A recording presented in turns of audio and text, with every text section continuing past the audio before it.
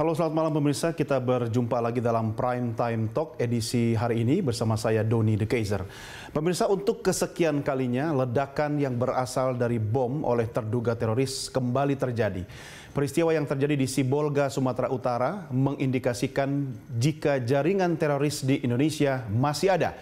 Pengamat terorisme menyebut ada 3 kelompok besar kelompok radikal penebar teror di Indonesia. Pertama adalah kelompok Jamaah Ansarud Daulah atau JAD di bawah pimpinan Aman Abdurrahman.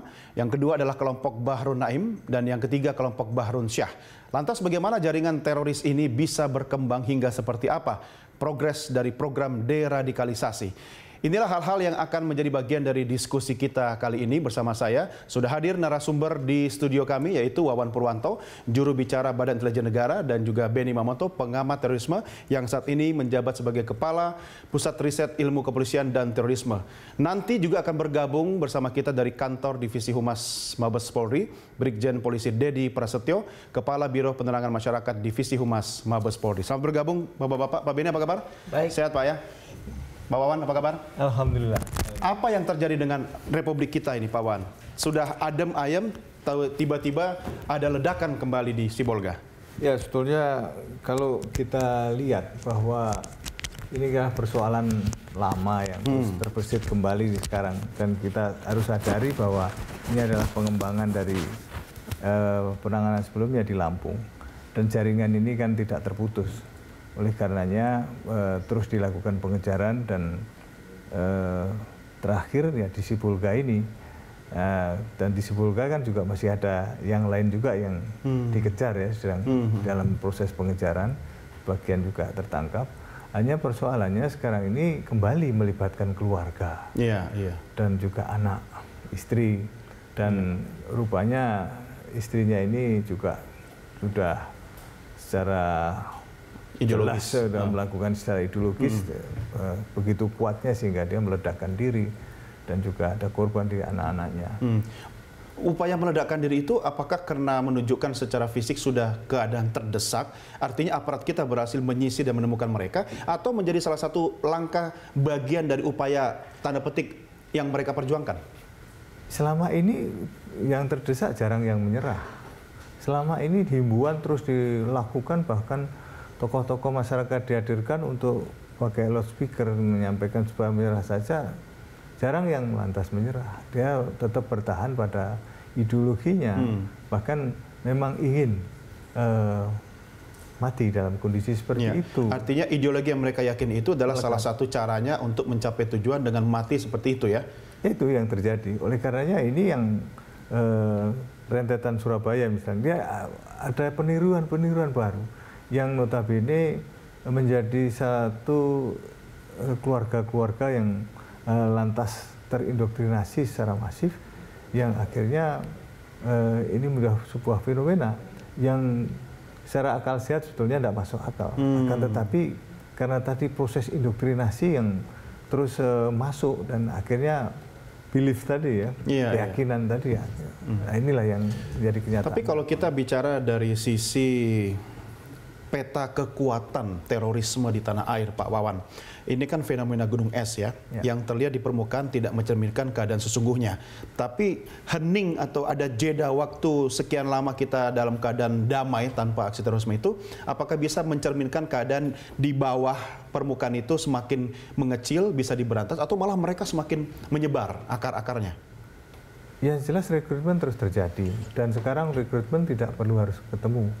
Dan dia melakukan dengan medsos, dengan online ya, bahkan ya online, kemudian bisa tanya jawab juga di situ, bisa menunjukkan pola-pola bagaimana dengan live kan, bisa siaran langsung gitu ketemu. Sehingga dengan teknologi yang maju seperti sekarang ini ada dua sisi mata uang ya. Yang satu bisa disalahgunakan, yang satu memang manfaat. Tapi untuk dunia aksi teror, ternyata ini justru mempermudah mereka, menguntungkan mereka ya, pengikut ya. Artinya dari proses rekrutmen itu mereka semakin diuntungkan dong dengan teknologi sekarang ini. Kita tidak bisa masuk ke situ. Selama ini dilakukan yang namanya patroli cyber terus ya, 24 jam dilakukan. Maka dilakukan penyisiran. Makanya ketemu juga kan. Dan dengan perubahan undang-undang yang baru ini, maka baru tingkat indikasi sudah bisa dilakukan upaya-upaya pencegahan. Artinya kalau tidak ada upaya yang dilakukan dalam bentuk patroli siber tadi, kejadian seperti di Sibolga bisa lebih banyak begitu? Lebih banyak. Dan di Sibolga ini pun juga terjadi temuan-temuan baru yang lain. Ya, kerusakannya juga dahsyat kan ini, iya, ya kan? Kemudian juga sekitar rumahnya tetangga-tetangganya juga. Iya. Temuan ini artinya apa? Harus mengkhawatirkan kita karena akan ada sel baru, akar baru, atau seperti apa kira-kira? Artinya bahwa mereka belum putus jaringan itu, masih ada, dan kita sebetulnya ingin memang mereka itu tertangkap dalam kondisi hidup. Iya. Karena keterangan-keterangannya bisa langsung digali lebih jauh sehingga lebih menguak tabir yang lebih dahsyat lagi. Sebetulnya secara prinsip kita ingin mereka lebih baik tertangkap hidup. Oleh karenanya himbauan-himbauan untuk menyerah tadi kan untuk soft approach. Itu prinsip dari aparat ya. Betul. Tapi prinsip yang mereka yakini jangan sampai tertangkap hidup-hidup begitu. Mereka yakin bahwa dengan kondisi seperti ini dia masuk surga, keyakinan itu yang lantas membuat mereka lantas menjadi lebih berani itu melakukan. Memang kalau fisik bisa dipenjarakan ya Pak Beni ya, tapi kalau pikiran tidak bisa kita tahan atau penjarakan. Pak Beni, apa yang terjadi sebenarnya? Deradikalisasi kita apakah jalan di tempat atau malah gagal total? Ya, jadi saya ingin menyambung tadi yang disampaikan Pak Wawan. Memang terjadi perubahan ketika era Al-Jamaah Islamiyah itu struktur organisasi begitu rapi, kemudian strateginya ada, proses untuk menyerang satu target, ada jeda antara 10 sampai 12 bulan, skala besar, well organized ya. Tapi setelah itu ketika mulai ISIS muncul dan beberapa kelompok di sini berbaiat ke ISIS, lain, berubah, sporadis, didukung dengan teknologi. Jadi mereka mendapatkan instruksi dari Syria untuk melakukan serangan dan sebagainya, termasuk pelibatan istri dan anak kelompok yang berafiliasi ke ISIS. JI dulu nggak ada. Ketika JI bapak-bapaknya, ibu-ibunya adanya di belakang. Betul. Tidak dilibatkan secara aktif lah.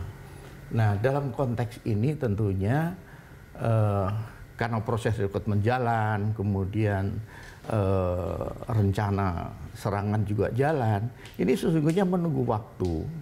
Tinggal aparat cepat mendeteksi dan mencegah. Menunggu waktu mereka melakukan aksinya, maksudnya? Artinya begini, menunggu waktu dalam arti masing-masing menyiapkan target serangan, tinggal aparat lebih cepat mendeteksi dan menangkap, atau terjadi.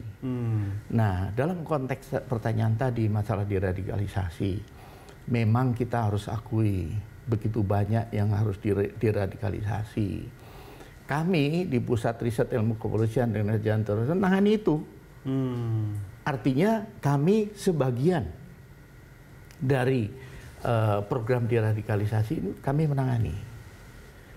Yang kami lihat kelemahannya adalah tidak adanya program yang berkesinambungan sampai dengan orang itu mandiri.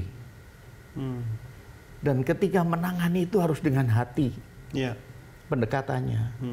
Jangan dia bikin kecewa lagi, marah lagi, tidak percaya lagi. Dia akan balik lagi ya? Akan balik lagi, dan itu radikalisasi tahap kedua. Bisa lebih radikal? Betul. Jadi ini para petugas yang menangani deradikalisasi tentunya perlu memiliki kompetensi khusus, kemudian dia punya hati, dia memang care, peduli, sehingga orang yang disentuh akan merasakan kehadiran petugas itu. Ini kok berat banget ya, apa syaratnya ya, Pak Wawan yang harus menjawab nanti. Karena yang dihadapi ini kan manusia ya, bukan barang atau benda gitu kan. Artinya special treatment kan, perlakuan khusus. Contoh, kami sebelum bom Bali 1 awal, tugas kami interrogator. Diberi waktu 7 hari untuk mengungkap.